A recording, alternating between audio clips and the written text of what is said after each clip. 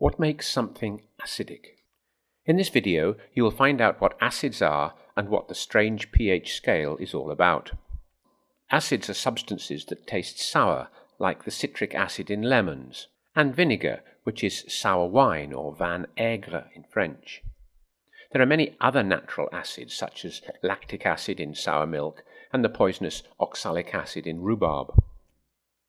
250 years ago, early chemists found that non-metals burnt to form acids, so they named the gas in the air oxygen, meaning acid maker. Sulfur burns to form sulfur dioxide, which dissolves in water to form sulfurous acid. Carbon dioxide forms carbonic acid, making rain always slightly acidic. And nitrogen oxides dissolve in water to form nitric acid. However, oxygen also reacts with reactive metals to form alkalis such as sodium hydroxide and calcium oxide. So oxygen is not only an acid maker, but also an alkali maker.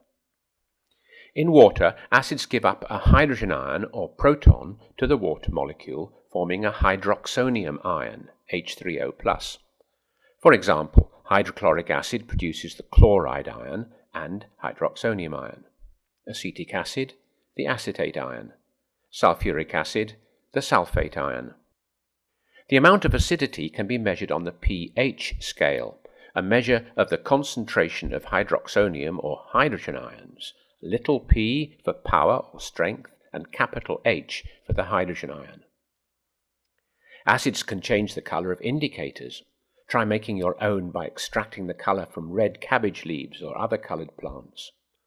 Add lemon juice, then garden lime, and watch the red color gradually change through green to blue as the acid is neutralized.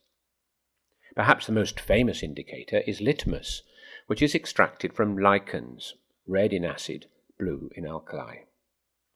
A full range indicator contains a mixture of dyes, allowing you to measure the pH from 0, strong acid, getting less acidic, through neutral water at pH 7, getting more alkaline, to strong alkali at pH 14.